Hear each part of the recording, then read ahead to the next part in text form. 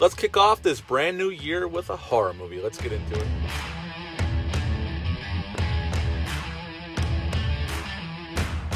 Hey, welcome back to my channel. I hope everyone is doing well out there. And we made it, folks, to 2021. I hope everyone had a great holiday season. Hope everyone had fun celebrating New Year's Eve with their family or friends. And if you didn't do any of that, I hope you just enjoyed yourself and got a chance to relax over the last few weeks. Me and my family, my wife and I and our son had a great New Year's Eve. It was definitely laid back. We taught our son how to play a couple card games. We sat around the kitchen table playing card games until 11:30 at night. We watched a ball drop with our son. He went to bed, and we went to bed shortly after him.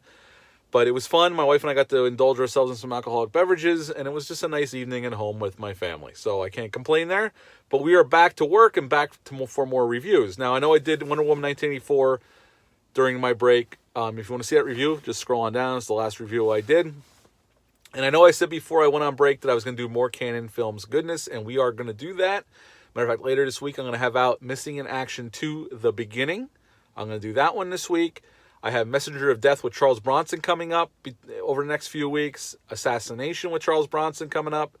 I'm going to do The Original Mechanic with Charles Bronson. Now, that's not a Canon film, but I always enjoyed that film. It's a very solid thriller.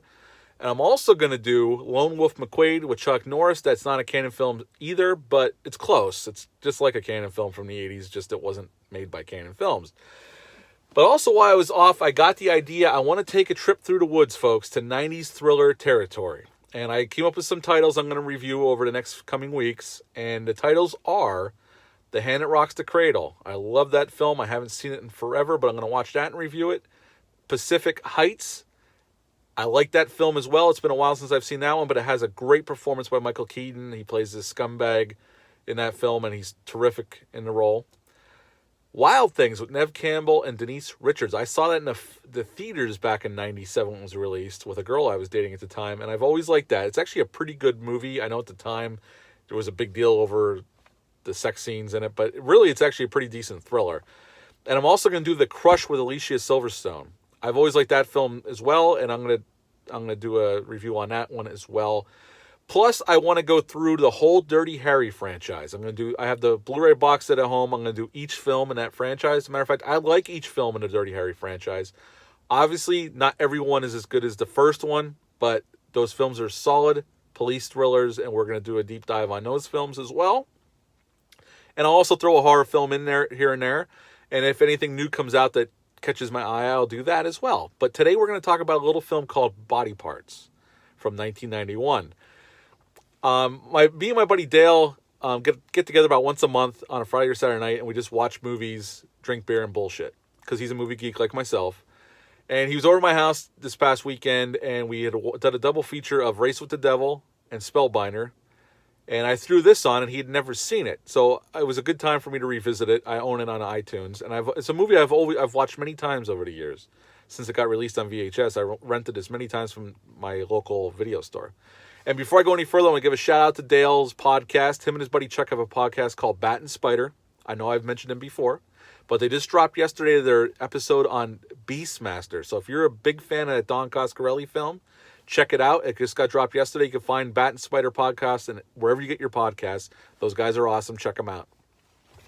Now, this film was written and directed by Eric Red. It's loosely based on a book called Choice Cuts, which I'm not familiar with. Eric Red wrote scripts for such classics as The Hitcher and Near Dark, which Catherine Bigelow directed Near Dark. And he actually reteamed with Catherine Bigelow on Blue Steel in the early 90s with Jamie Lee Curtis. But Eric Red directed his first theatrical film, Cohen and Tate, 3 years earlier. This was his second theatrical film, and he went on to do Bad Moon, which I consider the best werewolf film in the 90s. Now, this film was released August 2nd of 1991. It's rated R. It's an hour and 28 minutes long. It had a budget of $10 million, and upon release, it made $9.2. Now, the release date was what the problem was. Fate had other plans for this film, unfortunately. It wasn't the film's fault. It was just bad timing. On July 22nd, the horrors that Jeffrey Dahmer committed were discovered, and Jeffrey Dahmer was taken into custody. And if you know anything about Jeffrey Dahmer's case, they found body parts in his fridge and in his apartment. Well, people had a little problem with a movie called Body Parts getting released 2 weeks later. And Paramount actually yanked all the ads out of Wisconsin because Jeffrey Dahmer was arrested in Milwaukee, Wisconsin. So bad timing haunted this film. It didn't do as well at the box office as it could have, and it got pretty much dumped on video then because Paramount was, what are we going to do? It was bad timing all around. But in this film, we got Jeff Fahey as Bill. He is a psychologist that works for the prison system, and he's a professor at the local college. His wife is played by the lovely Kim Delaney. Her character name is Karen. Lindsay Duncan plays Dr. Agatha Webb, and she becomes our Dr. Frankenstein of this film. And the great Brad Dourif plays Remo in this film. And Brad Dourif is not only a great horror actor, but a great actor in general. Very underrated. Now, this movie basically starts off, we're introduced to Bill, his job, his family. He's married with 2 kids. And the second day he's going to his job after we're introduced to him, he gets in this horrific car accident. And the car accident is well staged and well shot, and it's very violent. Bill gets rushed to the hospital. His wife's crying in the waiting room, and the doctor, Dr. Agatha Webb, comes out and says they're not going to be able to save Bill's arm. But there's a but. She goes, but I have developed this new procedure, and I am confident I can transplant an arm from a donor, and Bill will have a fully functioning arm. Well, his wife is all upset, obviously, like she would be, and she signs the paperwork to give them permission to do it. Bill gets rolled into this operating room, and they're putting him to sleep. But before he goes to sleep, he sees all these guards come in armed with shotguns, and they're in a circle around the room. And they wheel this gentleman in, and he's chained to the bed. And the doctor removes his head, his arm. Bill passes out then, so he doesn't see the rest. They give that gentleman's arm to Bill. He wakes up in the hospital room. We see him going through rehabilitation.